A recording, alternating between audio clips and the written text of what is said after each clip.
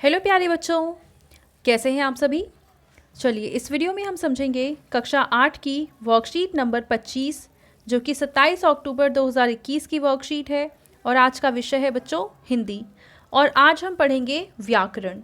तो चलिए शुरू करते हैं। पहला प्रश्न, नीचे दिए गए गद्यांश को ध्यान से पढ़िए और सोचिए कि रेखांकित शब्द किसके लिए दिए गए हैं।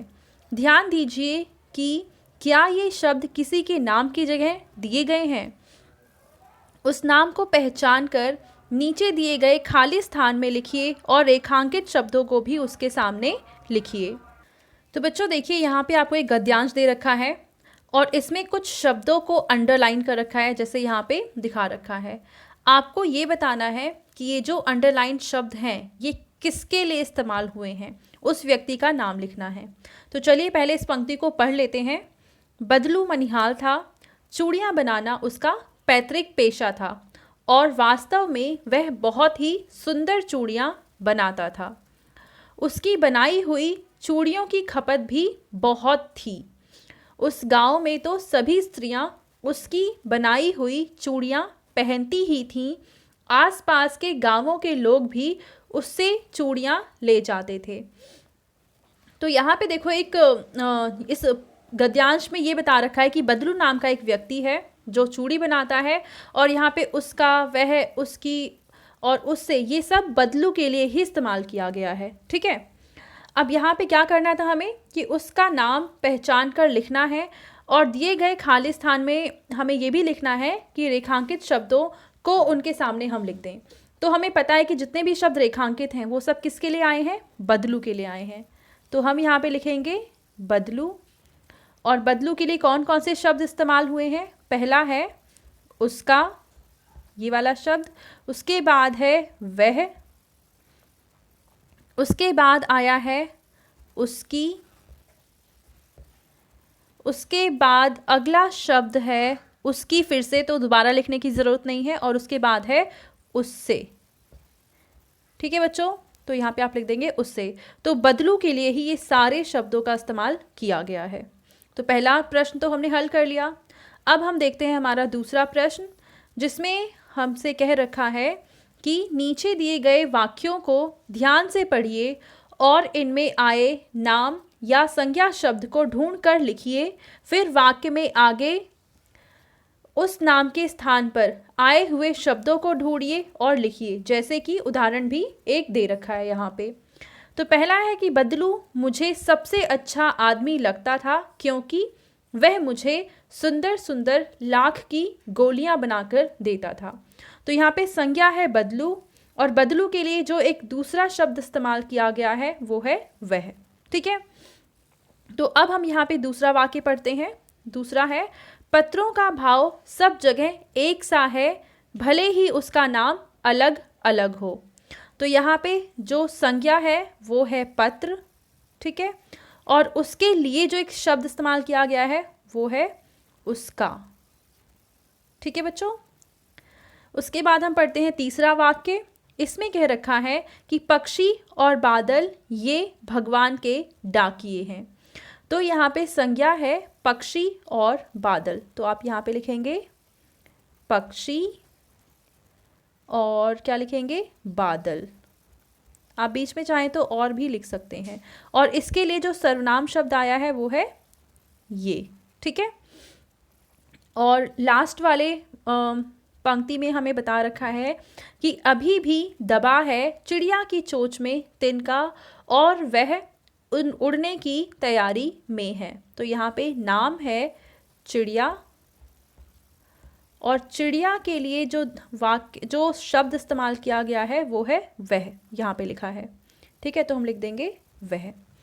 तो इस तरीके से हमने दूसरा प्रश्न भी हल कर लिया। अब हम देखते हैं तीसरा प्रश्न, पर उसके पहले कुछ एक्सप्लेन इन्होंने कर रखा है, उसको समझते हैं। कि प्यारे बच्चों, जब आपने ऊपर दिए गए प्रश्नों को हल किया तो पाया होगा कि वह, उसका, उसकी, ये आदि जैसे शब्दों का प्रयोग किसी ना किसी नाम या संज्ञा शब्द के स्थान पर प्रयोग हुआ है। यानी किसी नाम या संज्ञा के शब्द की जगह पे हम इन शब्दों का इस्तेमाल भी कर सकते हैं। इस तरह जब किसी नाम या संज्ञा शब्द के बदले मैं, तुम, हम, आप, वह, उसका आदि जैसे शब्दों का प्रयोग किया जाता है तो उन शब्दों को हम कहते हैं सर्वनाम शब्द। यानी संज्ञा को हटाकर संज्ञा की जगह आप कोई दूसरा शब्द लिखते हैं तो उन सभी शब्दों को हम कहेंगे सर्वनाम शब्द। ठीक है, यानी कि सर्वनाम वे शब्द होते हैं जिनका प्रयोग संज्ञा के स्थान पर किया जाता है। ठीक है, अब नीचे एक पोटली दी गई है जिसमें संज्ञा और सर्वनाम एक साथ बंद हैं। आप इन्हें छांटकर अलग अलग लिखिए। तो इस पोटली में आपको छांटना है कौन से शब्द संज्ञा हैं और कौन से सर्वनाम हैं। जैसे कि कमल, कमल किसी का नाम है तो वो आ जाएगा संज्ञा शब्द में। उसके बाद है मैं, तो मैं किसी व्यक्ति की जगह पे हम लिखते हैं तो यहाँ पे आएगा वो। फिर है पहिया, पहिया एक वस्तु है यानी नाम है किसी वस्तु का तो यहाँ पे हम लिखेंगे पहिया। उसके बाद है पक्षी, ये भी नाम है तो हम संज्ञा वाले कॉलम में लिखेंगे। उसके बाद है आप, तो आप हम किसी व्यक्ति के लिए लिखते हैं पर आप नाम नहीं है, उसकी तरफ हम इशारा कर रहे हैं तो आपको हम लिखेंगे सर्वनाम में। ठीक है बच्चों। उसके बाद है हम, तो हम भी हम लिखेंगे यहाँ पे सर्वनाम में क्योंकि हम किसी का नाम नहीं है। उसके बाद घर एक नाम है तो हम संज्ञा में लिखेंगे। फिर उसका सर्वनाम है तो हम यहाँ पे लिखेंगे। उसके बाद है तुम भी सर्वनाम में ही आएगा। उसके बाद है बुढ़ापा, तो बुढ़ापा क्या है, नाम है तो ये संज्ञा में आ जाएगा। ठीक है, उसके बाद बुढ़ापा के बाद है वह, तो वह आ जाएगा सर्वनाम में। उसके बाद है मिठाई, तो मिठाई तो नाम होता है तो संज्ञा में आ जाएगा। उसके बाद है यह, तो यह किसी का नाम तो नहीं है, ये सर्वनाम में आएगा। उसके बाद है उसकी, तो उसकी भी हम सर्वनाम में ही लिखेंगे। उसके बाद क्या है कौन, तो कौन किसी का नाम तो हो नहीं सकता तो कौन है सर्वनाम। उसके बाद है सर्दी, सर्दी एक मौसम का नाम है तो हम इसको संज्ञा में लिखेंगे। उसके बाद है विद्यालय, विद्यालय भी नाम है, जहाँ पे हम पढ़ने जाते हैं उस जगह को विद्यालय कहते हैं तो यहाँ पे लिखेंगे। उसके बाद है कोई, अब कोई किसी का नाम तो हो नहीं सकता तो इसको हम सर्वनाम में लिखेंगे। उसके बाद है जो भी किसी का नाम नहीं है तो ये सर्वनाम में आएगा। धरती यानी कि ज़मीन, ये नाम है तो संज्ञा में आ जाएगा। उसके बाद है सपना, तो सपना भी नाम है तो यहाँ पे लिखेंगे। उसके बाद है उन्हें किसी का नाम नहीं है, ये संज्ञा की जगह इस्तेमाल किया जाता है तो सर्वनाम है। फिर आपके भी सर्वनाम है। और उसके बाद है जिसकी, और जिसकी भी एक सर्वनाम है। ठीक है बच्चों, तो इस तरीके से हम इन सभी शब्दों को संज्ञा और सर्वनाम शब्दों में हमने डिवाइड कर लिया है। और ये थी आज की हमारी हिंदी की वर्कशीट एंड आई होप आपको ये वर्कशीट बहुत अच्छे से समझ में आ चुकी होगी। बेटा अगर आपको ये वीडियो पसंद आई है तो उसको ज़रूर लाइक करें, अपने फ्रेंड्स के साथ भी शेयर करें और इस चैनल को सब्सक्राइब कर लें। Thank you.